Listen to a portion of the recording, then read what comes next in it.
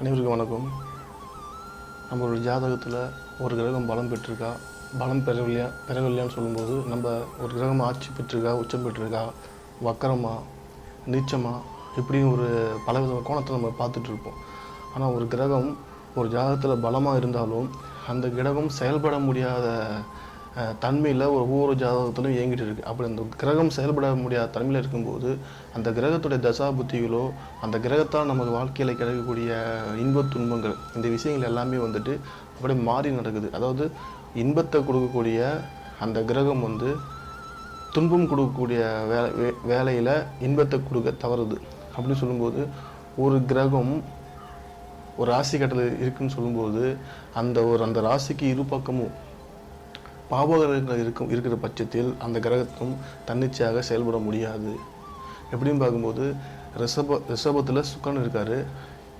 ரிஷபத்தில் சுக்கரன் இருந்து மேசத்தில் செவ்வாவோ மிதுனத்தில் சனி இருக்கும்போது இரண்டு பக்கமும் பாவகிரகங்கள். அப்படி ரெண்டு பக்கமும் பாவகிரகங்கள் இருக்கிற பட்சத்தில் அந்த கிரகம் தன்னுடைய முழு சுப பலனை கொடுக்க முடியாத தன்மையில் ஜாதகத்தில் மாறிவிடுகிறார்.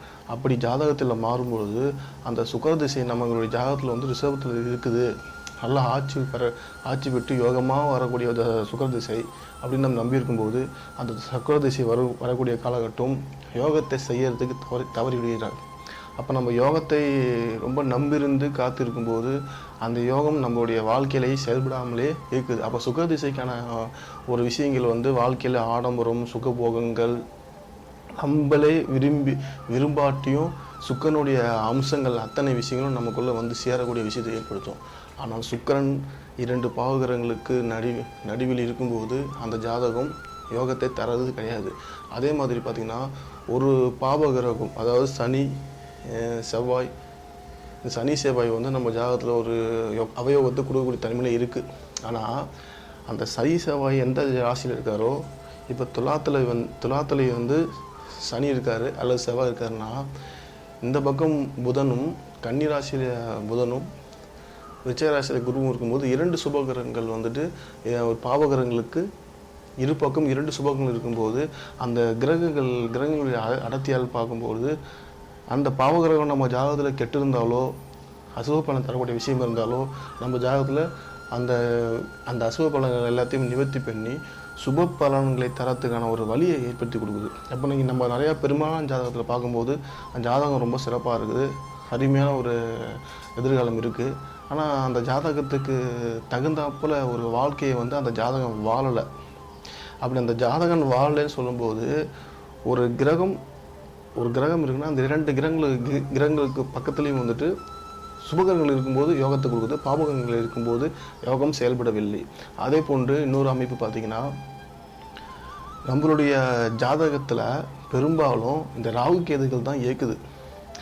எதை எப்போ கொடுக்கணும், எதை எப்போ பிடுங்கணும், இந்த விஷயத்தை ராகு கேது தான் கொடுக்குது.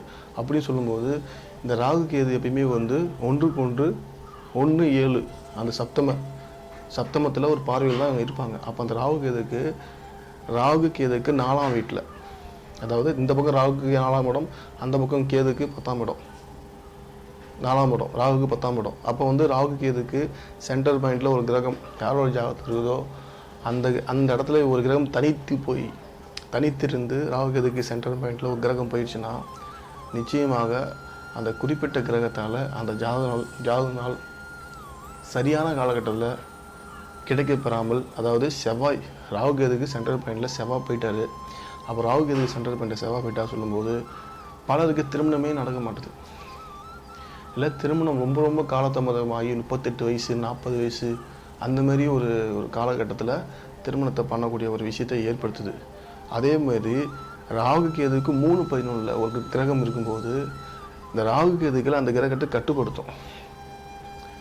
அப்போ கட்டுப்படுத்த சொல்லும்போது ராகு கேதுக்கு 3-11 இருக்கும்போது ஒரு தோஷத்தை கொடுத்து கொஞ்சம் நீண்ட நாள் காத்திருப்பு வச்சு கொடுக்குது. ஆனால் ராகு கேதுக்கு சென்ட்ரல் பாயிண்டில் ஒரு கிரகம் தனிச்சயத்தை மாட்டிவிட்டால் நிச்சயமாக அந்த எந்த கிரகமோ அந்த கிரகத்துடைய தன்மை பாதிக்கப்படுது. ஏன் அந்த கிரகத்துடைய உறுப்பே பாதிக்கப்படுது. அப்போ அந்த கிரகத்துடைய உறுப்புன்னு சொல்லும்போது ஒவ்வொரு கிரகத்துக்கும் ஒவ்வொரு காரகத்துவத்தை கொடுக்கப்பட்டிருக்கு. அப்போ அந்த கிரகத்தோடைய தன்மையும் அந்த இடத்துல பாதிக்கப்படுது. அப்போ ராகு கேதுக்கள் உடைய சென்ட்ரல் பாயிண்டில் கிரகங்கள் இருக்கும்போது அந்த கிரகங்களும் செயல்படாத தன்மையை வந்து ஏற்படுத்தக்கூடிய ஒரு வாய்ப்பை ஏற்படுத்துது. அப்போது இந்த பக்கம் ராகு கேதுகள் பக்கம் சென்ட்ரல் பாயிண்டில் கிரகம் இருக்கிறது தவறு. இந்த பக்கம் வந்தது சுபகிரகங்களுக்கு ஒரு சுபகிரகங்களுக்கு 2 பக்கம் பாபகிரகங்களுக்கு இருக்கிறது அதை விட தவறு. அப்படின்னும்போது ஒரு ஜாதகத்தை நம்ம பார்க்கும்போது மேலோட்டமாக நம்ம வந்து பார்த்து பலன் சொல்ல முடியும். இந்தமாரி சின்ன சின்ன நுணுக்கங்கள்லாம் நம்ம பார்க்கும்போது தான் அந்த ஜாதகம் வந்து சரியான அளவில் வந்து வெற்றி பெறக்கூடிய ஒரு வாய்ப்பை ஏற்படுத்தும். சிலருக்கு பார்த்தீங்கன்னா சுக்கிரன் ஒரு சில ஜாதகத்தில் நீங்கள் பார்த்தீங்கன்னா ராகு கேதுக்கு சென்ட்ரல் பாயிண்ட் இருப்பாங்க. அப்போ அவங்களுக்கு திருமணம் சுக்கிரன் சொல்லும்போது மனைவி அவங்க வாழ்க்கையை கிடைக்கக்கூடிய ஆடம்பம் இந்த விஷயங்களும் திருமணம் அவங்க எப்போ கைகூடும் பார்க்கும்போது திருமணம் நடந்தது. ஆனால் அவங்க வாழ்க்கையில் சுக்கிரனோட காரத்துவம் மனைவி மட்டும்தானா அப்படி சொல்லும்போது சுகபோகங்கள், கார், பங்களா, வாகனம், அவங்க உடுத்தக்கூடிய உடை முதற்கொண்டு எல்லாமே சுக்கிரனோட ஆதிக்கம் இல்லாமல் அவங்களால உடுத்த முடியாதுன்னும் போது அதுக்கெல்லாம் தடை ஏற்படுது. மனைவி, பிள்ளைகள் எல்லாம் அமைஞ்சிடுது. ஆனால் ஒரு சொந்த வீடு கட்ட முடியல, ஒரு அழகான வீடு கட்ட முடியல, நிறையா பணம் காசு பணம் இருக்குது. ஆனால் அவங்களுக்குன்னு ஒரு படர்ந்த ஒரு அழகான வீட்டில் வாழக்கூட முடியாத அளவுக்கு கடைசி வரைக்கும் வாழவே முடியாமல் ஒரு சின்ன வீட்டில் ஒரு குறுகிய வீட்டில் வாழ்ந்துட்டு அவங்களோட காலத்தை முடிக்கிறாங்க. அதே மாதிரி இன்னொரு அமைப்பில் பார்த்தீங்கன்னா ஒரு இரண்டு பகைகரங்கள் ஒரே ராசியை 2 பகைகரங்கள் ஒரே ராசியை பார்க்குது. எப்படின்னு பார்க்கும்போது செவ்வாய் 4ஆம் பார்வையாகவோ 7ஆம் பார்வையோ 8ஆம் பார்வையாகவோ ஒரு மேசத்தை பார்க்குறாரு. இந்த பக்கம் சனி வந்து 3, 7, 11, 3, 7, 10 இந்த பார்வையில் வந்து மேசத்தை பார்க்குறாரு. இந்த 2 பகைகளும் ஒரு ராசியை பார்க்கும்போது அந்த 2 கிரகங்களுடைய பார்வையும் அந்த ராசியை எப்படி மாற்றுன்னு பார்த்தீங்கன்னா அந்த ராசி சம்மந்தப்பட்ட லக்கணப்படியான உறுப்பு நமக்கு பாதிக்கப்படுது. அந்த ராசி சம்பந்தமாக நமக்கு வாழ்க்கையில் கிடைக்க வேண்டிய சுகங்கள், யோகங்கள் அனைத்துமே அந்த ராசியில் வந்து 2 பாவகிரகங்கள் பார்க்கும்போது அந்த ராசி மூலியமாக கிடைக்க வேண்டிய விஷயங்கள் தடைபடுது. அப்போ தடைபடுது சொல்லும்போது அந்த ராசி நமக்கு லக்னத்துக்கு 2ஆம் இடமா அமையக்கூடிய பட்சத்தில் பார்த்திங்கன்னா அவர்களுக்கு பொருளாதார ரீதியாக நிறையா சம்பாதிக்கிறாங்க. ஆனால் அந்த பணத்தை சேர்க்க முடியல, இல்லை அந்த பணத்தை யார்கிட்டயோ கொடுத்து ஏமாந்துடுறாங்க. இல்லை அந்த லக்னத்துக்கு 2ஆம் இடம் சொல்லும்போது நம்மளுடைய முகம் சொல்லும்போது பல்லாக இருக்கட்டும், உதடாக இருக்கட்டும், இந்த பகுதியில் 2ஆம் இடத்தை சம்மந்தப்பட்டது. இந்த 2ஆம் இடம் சம்மந்தப்பட்டது அடிக்கடி அவங்க அடிபட்டு இருக்கும். பல்லு பிரச்சனை, இல்லை சின்னதுலேயே கீழே விழுந்து உதடு வந்து இது பண்ணி அதில் வந்து ஒரு தழும்பு மாரி ஆகிறது, இந்த பிரச்சனை உண்டாகும். ஏன்னு சிலருக்கு வந்து திருமணமே நடக்காமலே போகுது. அதே மாதிரி லக்னத்துக்கு 3ஆம் இடம் சொல்லும்போது லக்னத்துக்கு 3ஆம் இடத்தை அதே சனி செவ்வாய் பார்க்கும்போது அந்த இடத்துல நீங்கள் பார்க்கும்போது சகோதரன் பிறந்தாலும் திடீர் துர்மரணத்தில் அற்பாயில் இறந்து வருகிறார். அதே மாதிரி வந்து இந்த 2 பகைகரங்கள் வந்து ஒரு சேர ஒரு வீட்டை பார்க்கும்போது அந்த வீடும் பாதிக்கப்படக்கூடிய விஷயமா இருக்குது. அடுத்த வீடியோவில் இன்னும் அடுத்த புதிய தகவலோடு வரேன். நன்றி.